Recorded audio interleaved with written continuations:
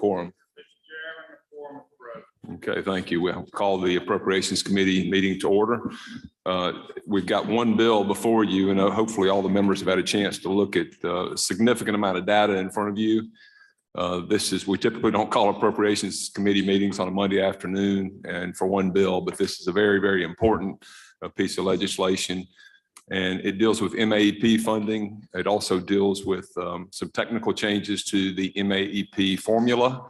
I would say, I think I speak for most of you in the room, that we have desired to fully fund MAEP for quite some time. And I can tell you historically that when I got here in the legislature, my first year, MAEP was fully funded. And then something called a recession hit shortly thereafter. And as our revenues tanked and the inflation features and MAEP formula went upwards, we started seeing revenue nosedive and expenses, so to speak, go up. And since that time, it seems like the gap has gotten bigger and bigger. Now, we've made strides over the years to try to lessen that gap, but there were some fundamental things I think that I saw when I was a brand new legislator that brought to the forefront maybe two issues that I think that will be addressed in this today.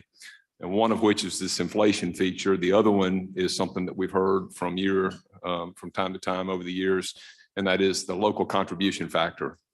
And both of those features will be addressed in what you're going to hear about in just a few minutes.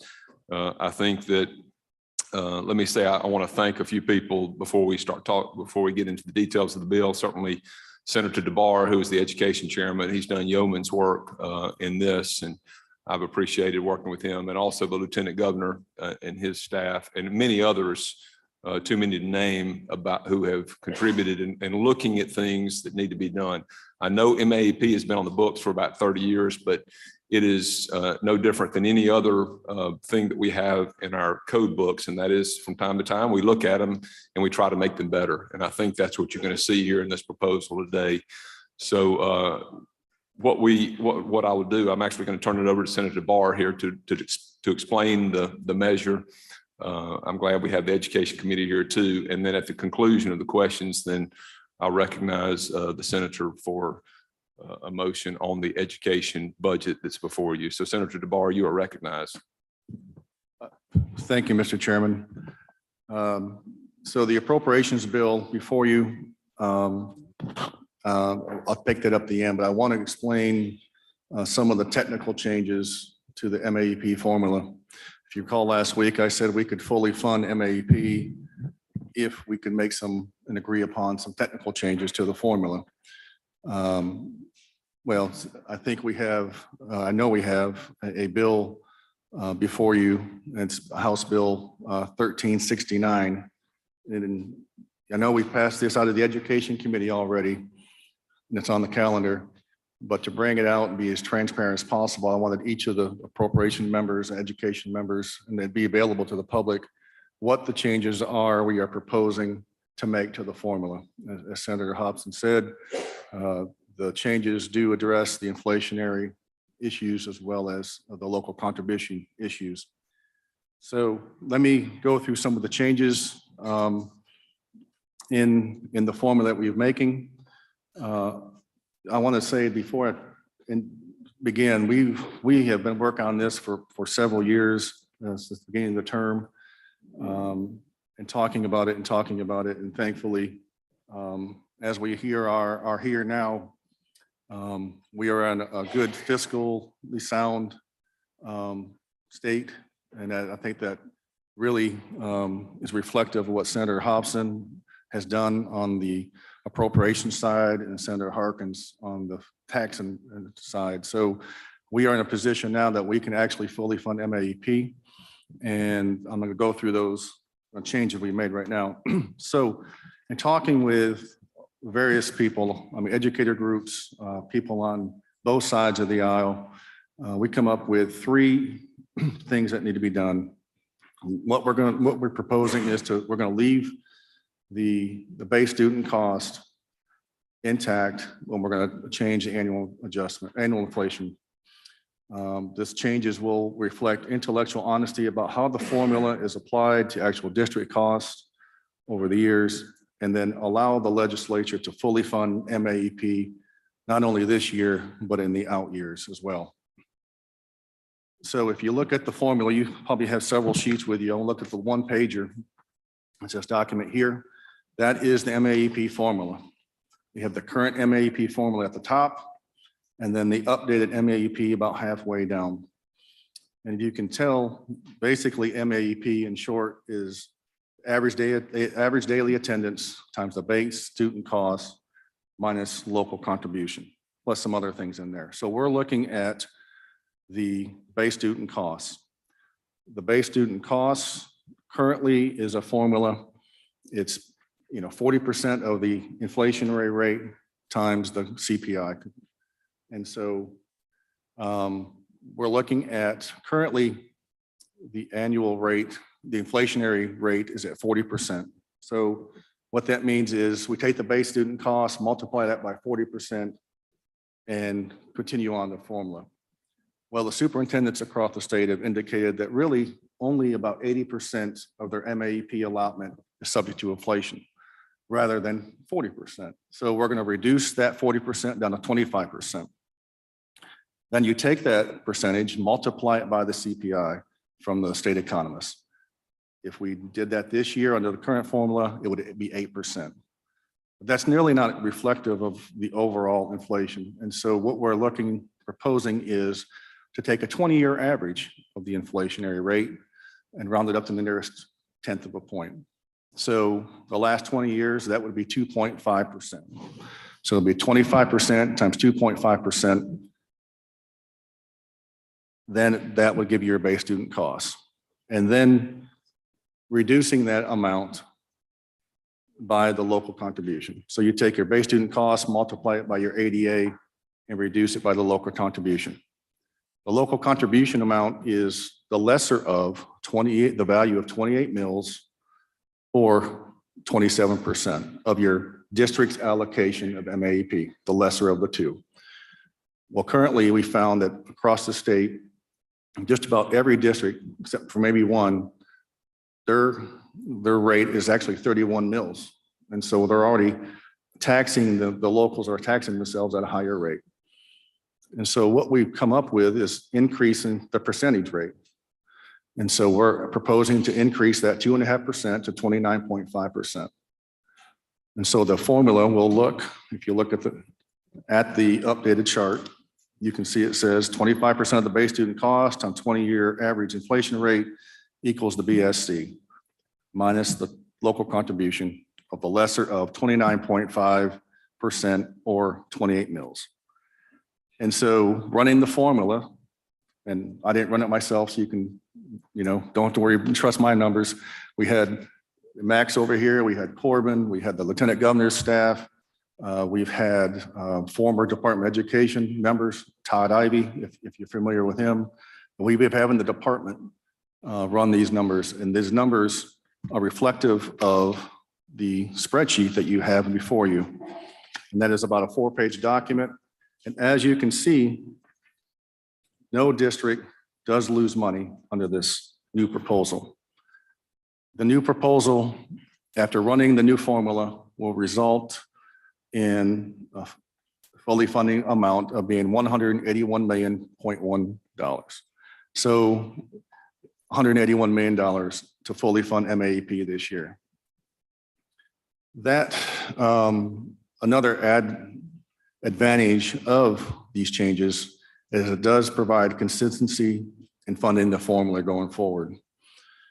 If this formula is adopted under this formula and no other increases in teacher pay or things of that nature are included, to fully fund MAEP next year, it'd be approximately $24 million. And that will remain consistent until the recalculation year, which is done every 4 years, when actual expenses are made to the base student costs.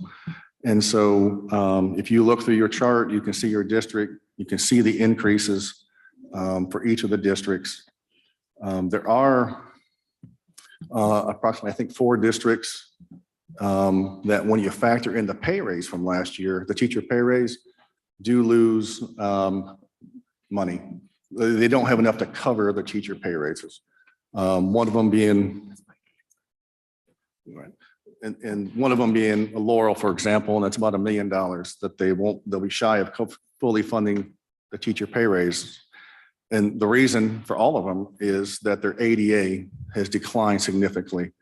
Laurel, for example, I think it was 18%. They've lost 500 students just in the last few years. And actually the Department of Education has been holding them harmless over, I think, since 2019, because their ADA has declined so much.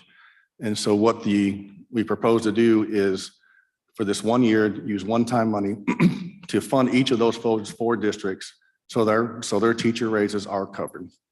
And then the next year, they'll be going by actual ADA. And so that, in a nutshell, is the changes to the formula. It is really technical in nature. It's kind of like the Medicaid tech bill. The MAEP formula has been around for almost 30 years, and really slight differences and changes have been made to it. And this is just an updated to it to account for the inflationary issues and the local contribution rates. And so that would lead me to the appropriations bill. And if Mr. Chairman, would you like me to discuss that now or take questions on the formula? Let's go ahead and take up the appropriations bill first, and then we can take questions on everything at the end. All right. So if you look at the House Bill 613, this will be taken up on the floor, obviously, by close of business Wednesday. You can look at the general education programs. It is Senate action is $2.1 billion, and that includes $20 million for the student, the public school building fund. And then you have the Chickasaw interest. That amount is $16.9 million, and that's funded by the formula and provided to us. MAEP to fully fund MAEP this year, $2,821,492,774. The vocational and technical education, we're looking at Senate action being $105,831,630. And that amount also includes funding for CT instructors, which happen to be at community college or higher schools of higher education. And that is an explanation of the bill. Now, the teacher salaries will be included in the MAEP formula because they were outside the formula last year. That generally happens every year. We do it the first year we do teacher pay raises. And so that's why it's just not a separate paragraph this year. That's an explanation of the strike all amendment to the appropriation bill, Mr. Chairman. I'll yield for any questions. Thank you, Senator DeBar. And so just for clarification, the changes that Senator DeBar explained will be proposed tomorrow in an amendment on the floor. The education appropriations bill, which is before you, is the funding mechanism. But I think since there's a lot to digest here, let's just open it up for questions about the formula. Obviously, you're going to be able to ask questions about the amendment that's going to be proposed tomorrow if you want to, but we'll entertain any questions from appropriations members or education members that are here. And I'll recognize Senator Kelvin Butler first. Thank you, Mr. Chairman. Senator DeBar, now you said that to fully fund education, it was about $180-some million. Is that what you Under said? the new formula, that's correct. All right, and then you said after we fully funded for this year, which would be next year, correct? They'll be fully funded this year in this appropriations bill you have before you. But going forward in the succeeding years, it will provide more consistency. So based on the numbers we have, we're looking at about approximately $24 million to fully fund it next year. And that's just accounting for inflation and so forth. Assuming that no other expenses are put into the formula. Okay, and that was my next question, that you're saying after it's fully funded, then it's going to be approximately $24 million the next year to fully fund it again. And so you're saying maybe once we get to that point, then it won't cost us as much. That's about right? That is correct. one of the main points or main reasons for doing this, one of the main reasons is that we wanted to provide consistency for the Appropriations Committee in years going forward. And this, and running the numbers, our LBO staff have run the numbers and they've indicated that this will allow us to do that for sure. All right, well, on the formula, Mr. Chairman, I know they was talking about, normally it was done by average daily attendance on the amount of money each school district got. But on the updated MAEP, you still doing the same as far as the average daily attendance or members? We're keeping it average daily to ADA. We had looked at going to ADM, or as some have said, average daily enrollment, ADE. However, in running those numbers, it provided really inconsistent numbers as far as some districts were getting more money, some districts were getting less money. But what we did find was that if we could do this during a recalculation year, we could change to ADM at that point in time and it'd be a wash. And so it would really not affect districts as greatly as it would if we made that change now. The next recalculation year would be in 2027. And so if this were to pass, then we would look at maybe making that change before the next recalculation is made in the next term. Okay, thank you so much, Mr. Chairman. Thank you for your hard work. Thank you, Senator Butler. Thank you, Senator Butler. Other questions? One of the Senator Delano, you're recognized. Thank you, Mr. Chairman. I want to go down to the local contribution components. When you say 27% of the basic program cost, can you give me a definition for basic program costs and how that is computed in the components of the current MAEP formula? So when you're looking at the local contribution, the state contribution is X. The local, then you subtract whatever the local contribution is from that, and that's what each district were to get. And so the local contribution is determined by the lesser of 28 mils. So a valuable mill, say it's 100,000, but the adequate, the district's MAEP allocation is less than 100,000, then we use that percentage. Now, if it's more, then we use the millage amount. Okay, but base student cost is, or excuse me, base program cost is the amount of both the local contribution and the state? Or are you saying just the local contribution at that point?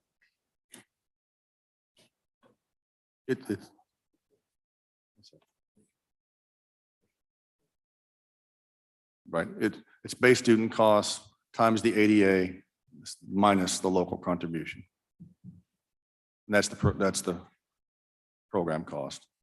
Okay. Well, this is where it gets confusing for me. And I remember when we went back and looked at this years ago, this whole dynamic between the 27% or the 28 mils created a great disparity between districts.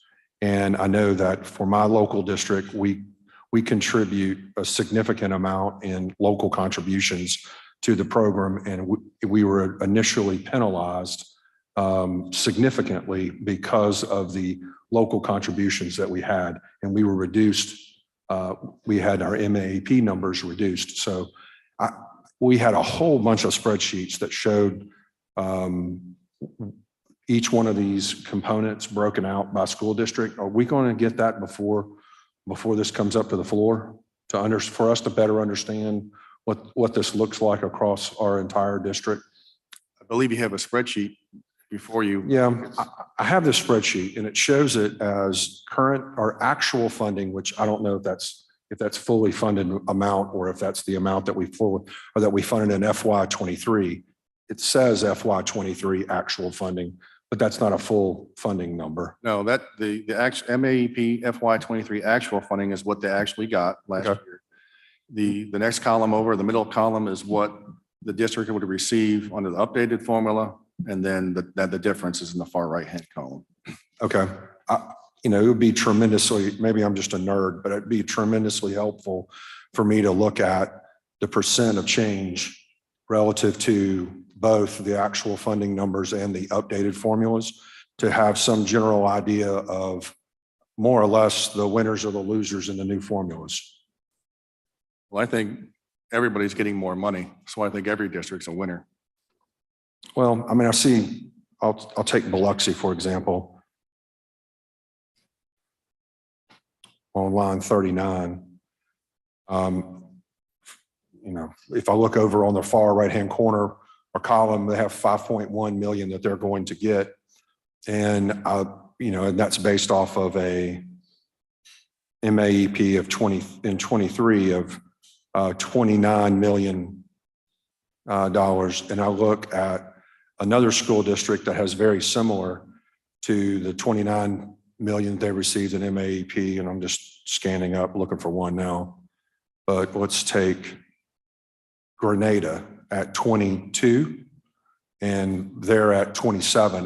What I'm getting at is that I want to know what the change actually results percentage wise between districts, from especially the ones that have high contribution versus those that have lower contributions or that choose to invest less in their local schools. Well, we can get that to you. Okay, I appreciate that. Thank you. Thank you, Senator Delano. Other questions? I think one thing I want to add on to Senator DeBar that I think is an important feature, and I kind of alluded to this earlier, is the inflationary rate at the 20-year average. It does two things. One, it's more realistic and reflective of where we are as a state and our economy. And the other thing it does, I think it gives, by spreading it out over that period of time, it gives some certainty in funding to schools. And I think Senator DeBar mentioned that. It does a lot better job of helping them understand about where they're going to be. That percentage is not going to change a lot from year to year. It may change over many years, but it won't change a lot from year to year. And I think it's a fair, very appropriate and equitable standard to use in determining how inflation affects our school districts. Senator Barr, I don't see any other questions. So your motion. I think. Oh, I'm sorry. Senator Williams, you are recognized. I'm sorry. Thank you, Mr. Chairman. Mr. Chairman, thank y'all for hard work on this. Under this proposal, will there be any increased costs at the local level? Really, this is just a paper change, a change made on paper. Most of the districts, if not all of them, are contributing way more than what this is.